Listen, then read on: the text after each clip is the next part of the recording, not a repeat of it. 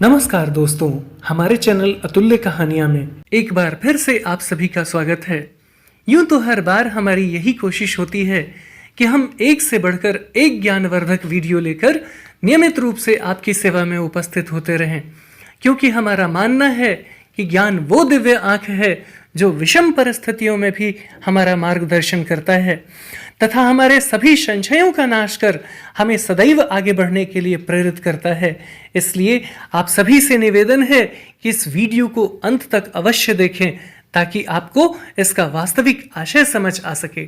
और अब यदि आप हमारे चैनल पर नए हैं या फिर आपने हमारा चैनल अभी तक सब्सक्राइब नहीं किया है तो प्लीज इसे अभी सब्सक्राइब कर लें, साथ ही बेल आइकन प्रेस करना ना भूलें ताकि आपको हमारे आने वाले सभी नए वीडियोस के नोटिफिकेशंस मिलते रहें। और अब आप सबका ज्यादा समय न लेते हुए आइए इस वीडियो को शुरू करते हैं। बहुत समय पहले की बात है, किसी गांव में चंद्रप्रभा नाम की एक महिला रहती थी। वह रोज मंदिर जाया करती थी, पर एक दिन उसने बड़े दुखी मन से मंदिर के पुजारी से कहा, बाबा अब मैं कल से मंदिर नहीं आऊंगी। यह सुनकर पुजारी ने कहा, आप तो पिछले कई वर्षों से मंदिर आ रही हैं, पर आज ये अचानक आपके मन में मंदिर नहीं आने का विचार कैसे आ गया? आखिर ऐसा क्या हो गया? आप मुझे स्पष्ट बताइए। इस मंदिर का मुख्य पुजारी होने के नाते मैं आपको विश्वास दिलाता हूं कि मैं आपकी हर संभव सहायता करूंगा। फिर क्या था, पुजारी के इस सहानुभूतिपूर्ण व्यवहार को देखकर उस महिला से नहीं रहा गया। फिर जो कुछ भी उसके मन में चल रहा था उसने वह सब कुछ ज्यों का त्यों उन्हें बता दिया। उसने कहा, तब की बात कुछ और थी बाबा। पहले लोग इस मंदिर में पूजा करने के लिए आते थे, पर अब लोग यहाँ अपने घर परिवार और व्यापार आदि की बात करने के लिए आते हैं। और कुछ लोगों ने तो इस मंदिर को अपने गपशप करने का पसंदीदा स्थान बना लिया है। और यही नहीं, बल्कि यहाँ कुछ लोग ऐसे भी आते हैं जो भगवान की पूजा तो कम पर पाखंड और दिखावा ज़्यादा करते हैं। और यह सब देखकर मैं अब तंग आ चुकी हूँ, और यही कारण है कि मैं सोच रही हूँ कि अब मंदिर आना ही छोड़ दूँ। यह सुनकर पुजारी कुछ देर तक चुप रहे। फिर उन्होंने उस महिला से कहा, ठीक है, मैंने आपकी सारी बात समझ ली, और अब मैं आप पर मंदिर आने के लिए दबाव भी नहीं डालूंगा। पर क्या आप मेरे कहने से एक दिन और मंदिर आ सकती हैं? इस पर महिला ने कहा, ठीक है, मैं कल भी मंदिर आऊंगी। और यह कहकर वह अपने घर चली गई। अगले दिन जब वह महिला मंदिर पहुंची तो पुजारी ने उससे कहा, क्या आज आप मेरे कहने से कुछ कर सकती हैं? इस पर महिला ने कहा, जी बिल्कुल, आप बताइए मुझे क्या करना है। तब पुजारी ने पास में पड़ा हुआ एक खाली ग्लास उठाकर उस महिला को देते हुए कहा, इस ग्लास में पानी भर लीजिए और इस मंदिर के बीचों बीच जो राधा कृष्ण की मूर्ति है, बस उस मूर्ति के 5 चक्कर लगाकर मेरे पास वापस आ जाइए। पर मेरी एक शर्त है, इस ग्लास से एक बूंद पानी भी नीचे नहीं गिरना चाहिए, अन्यथा आपको यह पूरी प्रक्रिया फिर से दोहरानी पड़ेगी। यह सुनकर उस महिला ने कहा, बस इतनी सी बात है, मैं तो यह काम आसानी से कर सकती हूँ। आप बिल्कुल आश्वस्त रहें, मैं एक बूंद पानी भी नीचे नहीं गिरने दूंगी। फिर क्या था, उसने ग्लास में पानी भरा और राधे कृष्ण की मूर्ति की परिक्रमा करना शुरू कर दिया। और देखते ही देखते उसने मूर्ति के 5 चक्कर पूरे कर लिए तथा पुजारी के पास जाकर खड़ी हो गई। यह देखकर पुजारी ने उस महिला से बैठ जाने के लिए कहा। फिर उन्होंने उससे बारी बारी से 3 प्रश्न पूछे। पहला प्रश्न, क्या आपने आज किसी को फोन पर बात करते देखा? दूसरा प्रश्न, क्या आज आपने किसी को मंदिर में गपशप करते देखा या सुना? तथा तीसरा प्रश्न, क्या आज आपने किसी को यहां पर पाखंड या दिखावा करते हुए देखा? इन तीनों प्रश्नों को ध्यान से सुनने के बाद महिला ने कहा, नहीं बाबा, आज मैंने यहाँ ऐसा कुछ भी नहीं देखा। फिर पुजारी बोले, ऐसा इसलिए हुआ क्योंकि जब आप इस मंदिर के प्रांगण में स्थित राधा कृष्ण की मूर्ति की परिक्रमा कर रही थीं तो आपका सारा ध्यान इस ग्लास पर था कि कहीं इसमें से एक बूंद पानी नीचे न गिर जाए, और इसीलिए आपको कुछ और दिखाई नहीं दिया और न ही कुछ सुनाई दिया। इसलिए अब आप जब भी मंदिर आएं तो अपना सारा ध्यान केवल ईश्वर में लगाएं, फिर आपको कहीं कुछ दिखाई नहीं देगा और न ही कुछ सुनाई पड़ेगा, बल्कि हर जगह केवल ईश्वर के ही दर्शन होंगे। तात्पर्य यह है कि जब हम अपने लक्ष्य पर फोकस नहीं होते तब हमें अपनी राह में सिर्फ समस्याएं दिखाई पड़ती हैं, पर जो ही हम अपने लक्ष्य पर फोकस होना शुरू करते हैं हमें समाधान भी दिखने लगता है। इसलिए यदि आप जीवन में सफल होना चाहते हैं तो समस्याओं के बारे में सोचने की बजाय समाधान के बारे में सोचना शुरू कर दीजिए।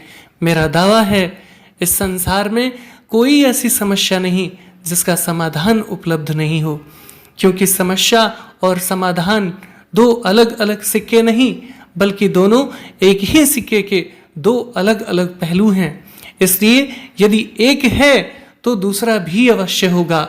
आवश्यकता केवल इस बात की है कि हम एकाग्रचित्त होकर उसे ढूंढने का प्रयास करें और तब तक ढूंढते रहें जब तक हम अपने प्रयासों में सफल नहीं हो जाते, क्योंकि इतिहास साक्षी है जिस किसी ने भी एकाग्रचित्त होकर समर्पित योद्धा की तरह अपनी समस्या का समाधान ढूंढने का प्रयास किया है वह अपने प्रयासों में अवश्य सफल हुआ है।